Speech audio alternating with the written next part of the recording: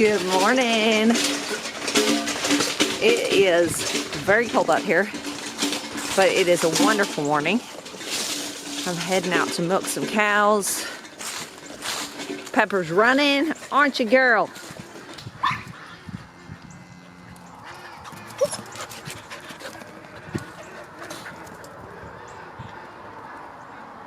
It's gonna be a great day. So we got to get some chores done. I have actually had to kind of cut back on my milking a bit, so I'm not milking for anyone right now except our family. And so that's just where we're at right now. That's something I like to do and provide to neighbors and people, but right now we are focused on our website, focused on getting that up and going. We're shooting to have our web store done hopefully by February 1st. We should have beef and pork. Chicken will be a little further down the road, anywhere from May to June, so that'll be coming, just not right yet. And then we'll have pork going all throughout the year. So we are working hard, and we're gonna let you guys know when we get up and going, so you can get on the lists and things so you'll know what's going on. But until then, I'm having to devote more time to just getting things like that accomplished, as well as farm work, educating the kids, all the things that we do around here all the time. So Marvel is saying hurry up and milk me, so that's what we're gonna do. And Bruce the man is in here, getting a little more used to people. Bruce. He don't know what's going on.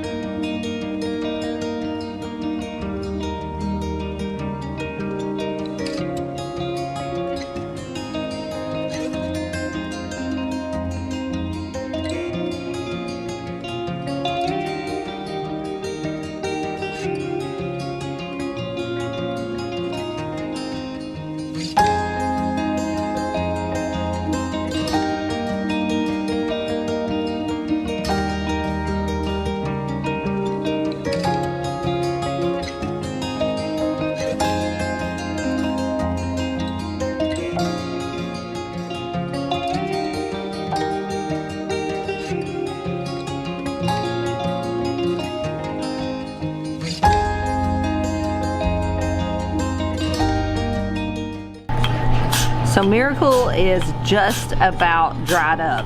Cows will do that as their calf gets older and needs less milk. They'll start slacking off on their production, and it's happening to her.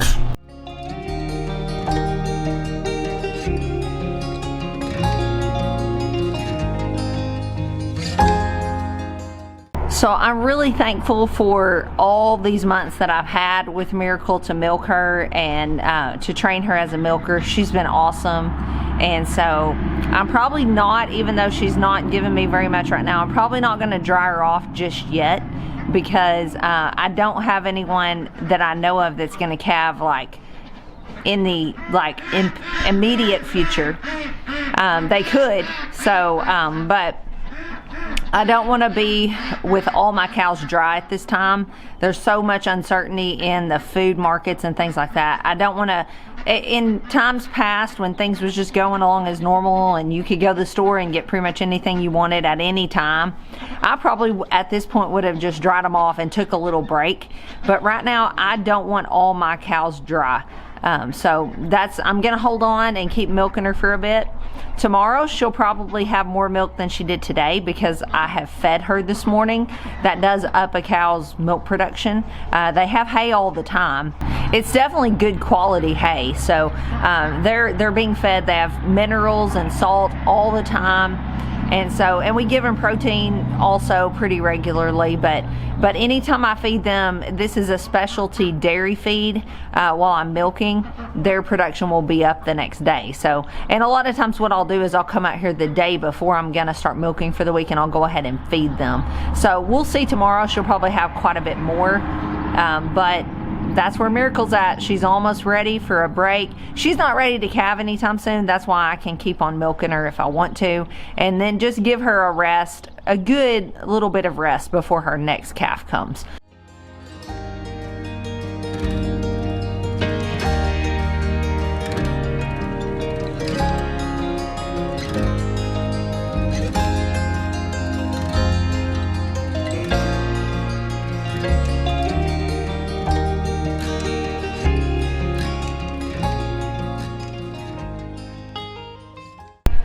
So speaking of babies, we're talking about Miracle's not quite ready to have a baby. Let's talk about babies here on the farm.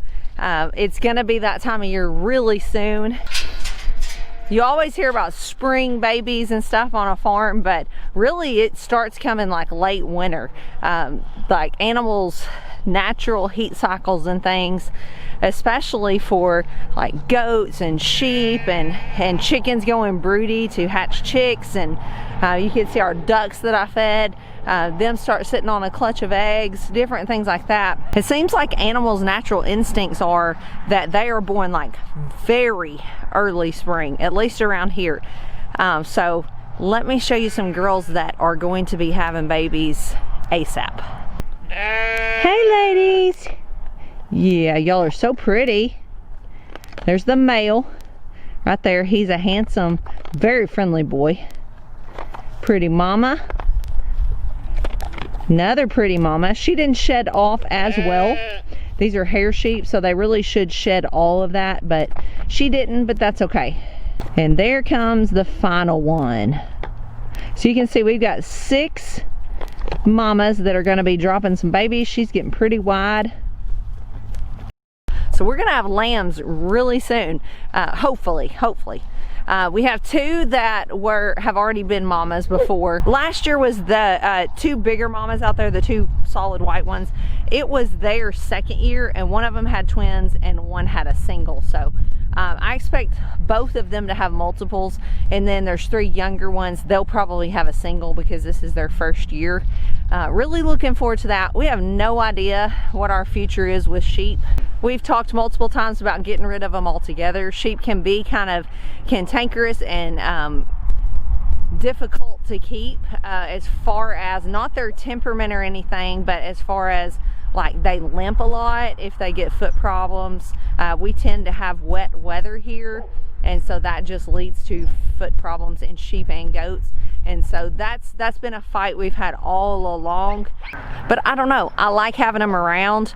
We've always kind of dreamed of having what they call a flurd of animals out in the rotational grazing system, which would be like sheep and goats and cows. That's a really good system. We've been to conferences about how beneficial that is. So I don't know, we've talked about just keeping just these and letting it just grow organically. It could grow pretty quickly if you do the math that they start having multiples every year. And then we could have some also to process for our meat business. So really, just being honest with you guys, we really just don't know. And the thing is, if we got rid of the sheep, we have no idea what we would do with Katie. She is our family dog. We love her. She's a great dog. Super good guard dog. She's about as good as they come as far as guard dogs in Great Pyrenees and things. She does not kill chickens or anything really that is a farm animal resident here, but she is a great guard dog for predators and things like that. She has helped us out there. So that's a big struggle, is because she needs a job, and she loves her job and she loves her sheep. And even if we were able to part with her, which I'm not even convinced we could, we've tossed it around, but I'm not even sure we could follow through with that because she's our dog.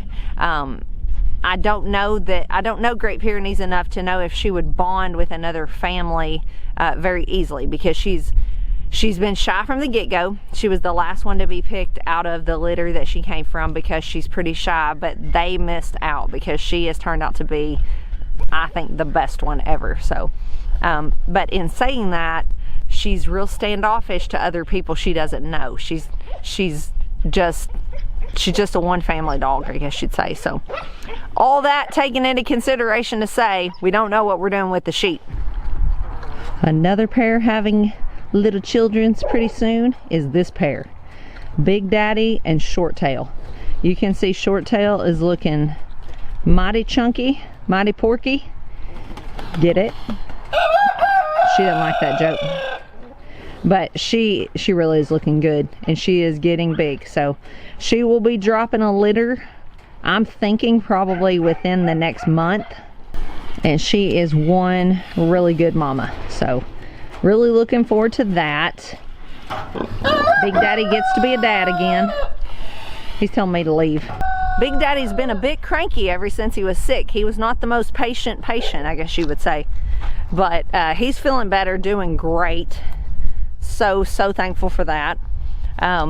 So that's another one, having babies really soon. And these little babies are about to get weaned.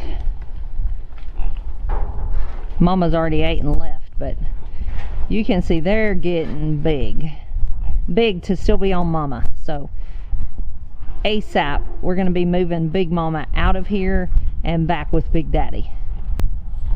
Hey,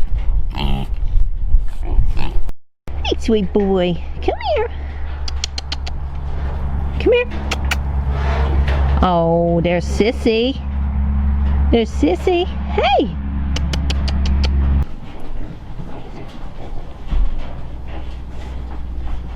So speaking of babies and things having babies here on the farm, these babies are doing amazing. These are the feeder pigs that we moved back here to the woods. They're a little bit bigger than babies now, growing off really nicely. So there's 15 of them back here. They have not gotten out one single time. I'm so proud of them. They have learned the hot wire really good. That is the benefit of putting them in a training pen before you just dump them out into a wide open space and wide open system. They learned to hot wire from the get-go, and in fact, they are a little bit mischievous, and they actually wound up getting that hot wire tore down and drug around and all kinds of stuff. It wasn't even on for the majority of the time they were up there, but it was at the beginning, and they figured it out. They never got out up front. They were really good up there. And then back here, they're learning that this one is not going to be tore down. So you can see one just got shocked. It doesn't take them very many times at all. They usually realize if just one of them gets shocked, the others avoid it, but apparently it's going to take all of them at least getting shocked to figure it out for themselves. So they're doing good. And again, speaking of babies, we have 15 back here. 13 will be going to the processor in May. 2 of them will be staying around here as new breeders. We're really excited about crossing these. These have a lot of Hampshire. They have some Berkshire in them. They are show pigs, so they're the kind you see that get big. They've been bred to get the big hams and just big muscular. You can see how far apart their legs are spread. They're just big, meaty pigs, porky pigs, I guess you'd say. And so we're really excited about crossing those with the length and the rich and like fattiness of the old spot, because the old spot has wonderful marbling. In fact, sometimes we have a hard time in our freezer telling if we're looking at pork or beef, because it is so delicious. It's so well marbled, and it's just got a lot of juiciness to it and a lot of fat content. It's just the nature of the old spot. So we're pretty pumped about crossing these and seeing what we come up with. So 2 of these will be staying around here to have some babies.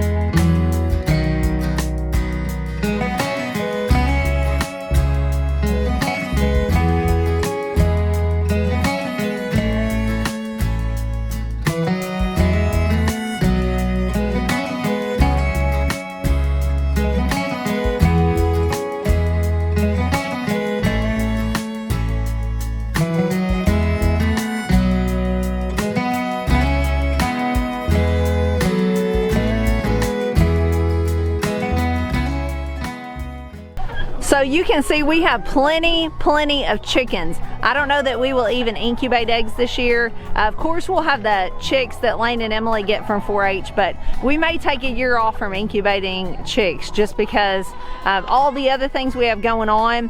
We're trying not to overload ourselves and just think about, do we really need this or that this year? So this just might be the year we take a year off from incubating.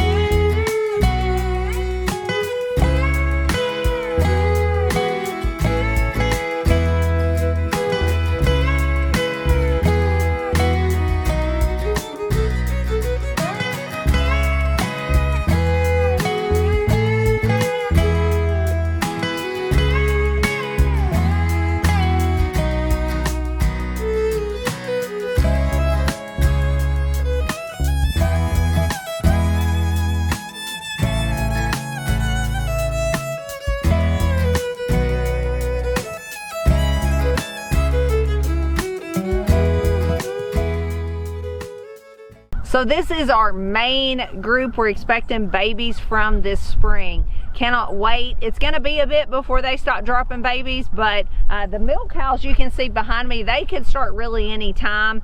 They've been bred the longest, but these beef cows, they're gonna all hopefully have babies this spring. It's so exciting when the cows start calving. Hopefully we won't have any problems, but if we do, we're gonna try to be on top of it. And it's just so fun to see new life come into the farm. Those are the things we're looking forward to right now, is new life, exciting things, springtime, focusing on the good. And that's what I encourage you all to do too. Focus on the good. Whatever is good in your life, focus on that, because we all have things, blessings and things to be thankful for. So look for those, because I promise you they are there. No matter what times look like, there are always good things to focus on. So I am gonna leave you now. Lane and I've got a few things to get accomplished, and I will see you guys on the next one. God bless.